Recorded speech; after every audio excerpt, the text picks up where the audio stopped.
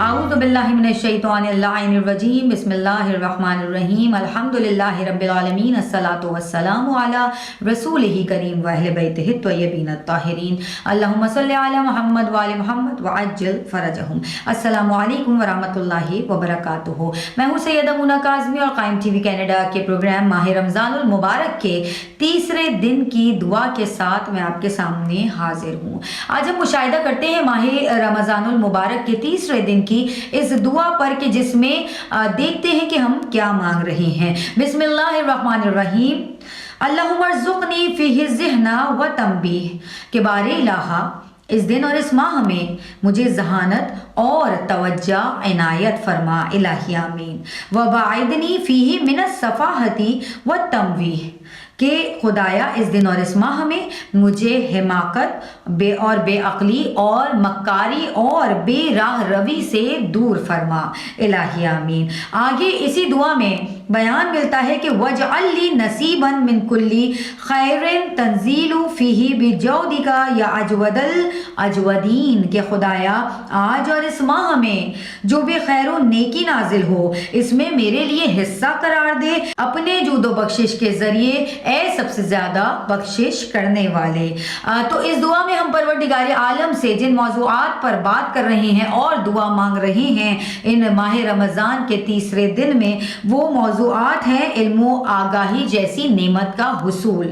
पहले ही हिस्से में हम इल्म मांग रहे हैं, आगाही मांग रहे हैं, जहालत से दूरी इख्तियार करना और सफ़ाहत हिमाकत और मक्कारी से बचना।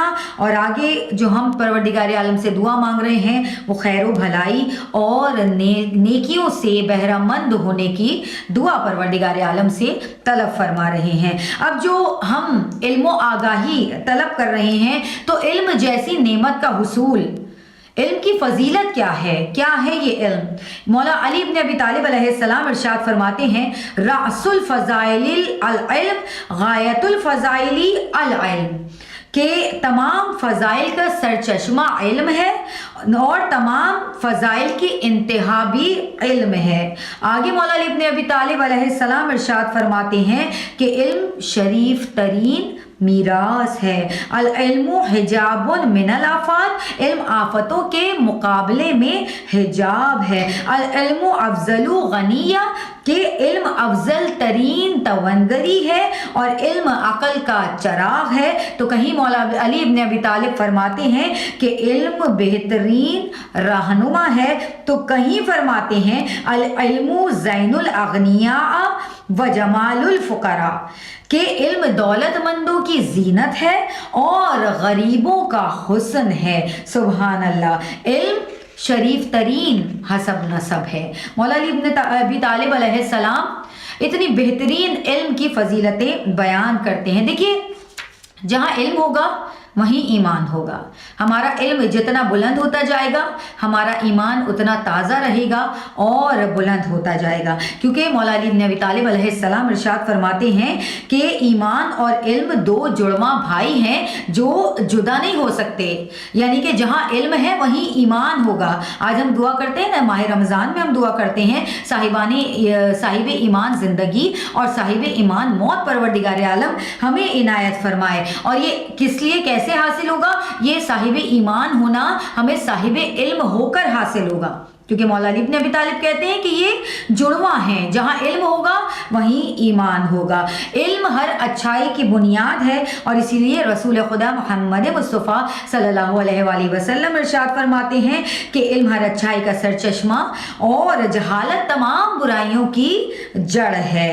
और मौला इब्न अबी तालिब इल्म के लिए फरमाते हैं कि इल्म ज़िंदगी है और रसूल खुदा मोहम्मद मुस्तफ़ा सल्लल्लाहु अलैहि वसल्लम फरमाते हैं इल्म इस्लाम की ज़िंदगी है और दीन का सुतून है।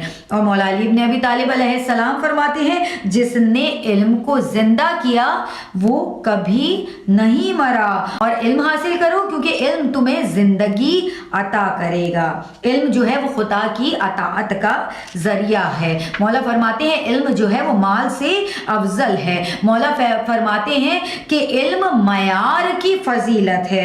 علم کی بات ہو رہی ہے نا, علماء کے لیے کتنا بڑا مقام. رسول خدا محمد مصطفیٰ صلی اللہ علیہ وآلہ وسلم فرماتے ہیں کہ العلماء ورثہ الانبیاء, کہ یہ علماء جو ہیں یہ انبیاء کے وارث ہیں. ہم نے علم سے قربت پروردگار عالم سے مانگی. پروردگار عالم ہم سب کو صاحب علم قرار دیں. پروردگار عالم ہم سب کو علم حاصل کرنے کی توفیق عنایت فرمائیں. آگے ہم جو مانگ رہے ہیں وہ ہے جہالت سے دوری. تو جہالت سے دوری کو اختیار کرنا. اس سے پہلے ہمیں دیکھنا ہے کہ جہل اور جہالت ہے کیا. حضرت علی ابن ابی طالب علیہ السلام ارشاد فرماتے ہیں کہ جہالت بدترین بیماری ہے. جہالت قدم کو پھسلاتی ہے. جہالت زندوں کو مار ڈالتی ہے اور بدبختی کو دوام عطا کرتی ہے. جہالت آخرت کو برباد کر دیتی ہے اور جہالت ہر برائی کی جڑ ہے. جہالت برائیوں کی کان ہے. اور یہ تو جہالت کے بارے میں بات ہے نا. اب جاہل کی بات کریں تو حضرت علی ابن ابی طالب علیہ السلام ارشاد فرماتے ہیں جاہل نہ تو اپنی کوتاہی کو سمجھتا ہے اور نہ ہی نصیحت کرنے والے کی بات کو قبول کرتا ہے. ہمیں پروردگار عالموں میں سے رکھے, پروردگار ہمیں جاہلوں میں سے نہ رکھے, کیونکہ مولا علی ابن ابی طالب علیہ السلام ارشاد فرماتے ہیں کہ عالم وہ ہے جو اپنی قدر کو پہچانے اور جاہل وہ ہے جو اپنے معاملات کو بھی نہ جانے.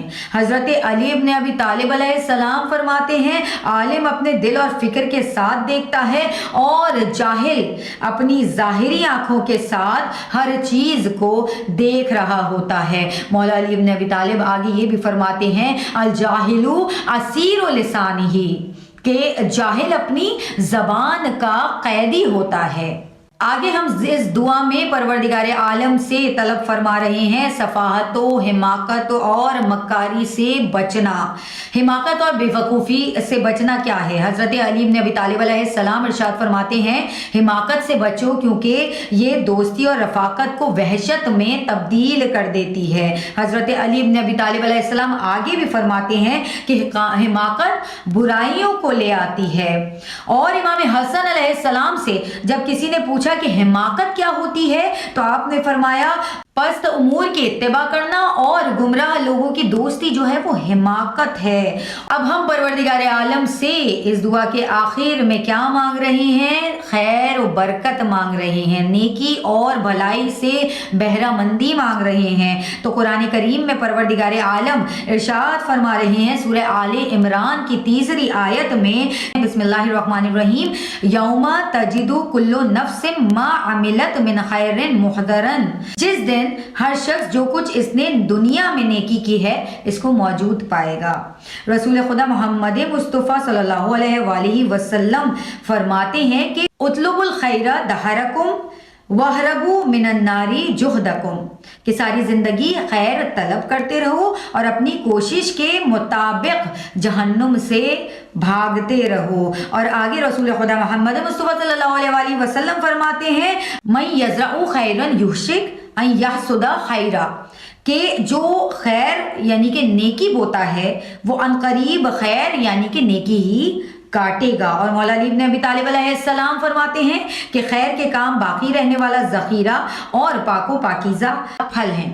امام علی علیہ السلام آگے فرماتے ہیں کہ ساری کی ساری خیر اللہ کی رضا کے لیے دوستی رکھنا اور اللہ کی رضا کے لیے دشمنی رکھنا ہے. اللہ ہی کی خوشنودی کے لیے کسی سے محبت کرنا اور اللہ ہی کی خوشنودی کے لیے کسی سے بغض رکھنا ہے. اب ہم آگے طلب کر رہے ہیں دنیا اور آخرت کی اچھائی کیسے حاصل ہو. یہ دنیا اور آخرت کی اچھائی تو مولا علی بن ابی طالب علیہ السلام ارشاد فرماتے ہیں کہ 3 چیزیں ایسی ہیں کہ اگر وہ کسی میں پائی جائیں تو اسے دنیا اور آخرت کی خیر و بھلائی حاصل ہو جاتی ہے. نمبر 1 قضائے الہی پر راضی رہنا, نمبر 2 بلاؤں پر صبر کرنا اور نمبر 3 آسودہ حالی میں شکر ادا کرنا. خود رسول خدا محمد مصطفیٰ صلی اللہ علیہ وآلہ وسلم فرماتے ہیں کہ 4 چیزیں ایسی ہیں جو کسی کو عطا ہو جائیں تو اسے دنیا اور آخرت کی خیر و بھلائی عطا ہو جاتی ہے. نمبر 1 صبر کرنے والا بدن،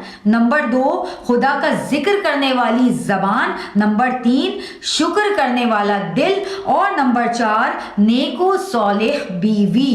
اور مولا علی بن ابی طالب علیہ السلام ارشاد فرماتے ہیں کہ 4 چیزیں ایسی ہیں کہ جسے مل جائیں اسے دنیا اور آخرت کی خیر و بھلائی اور نیکی حاصل ہو جاتی ہے۔ نمبر 1 سچ بولنا، نمبر 2 امانت کا ادا کرنا، نمبر 3 پیٹ کو حرام سے پاک رکھنا، اور نمبر 4 حسن اخلاق۔ سبحان اللہ۔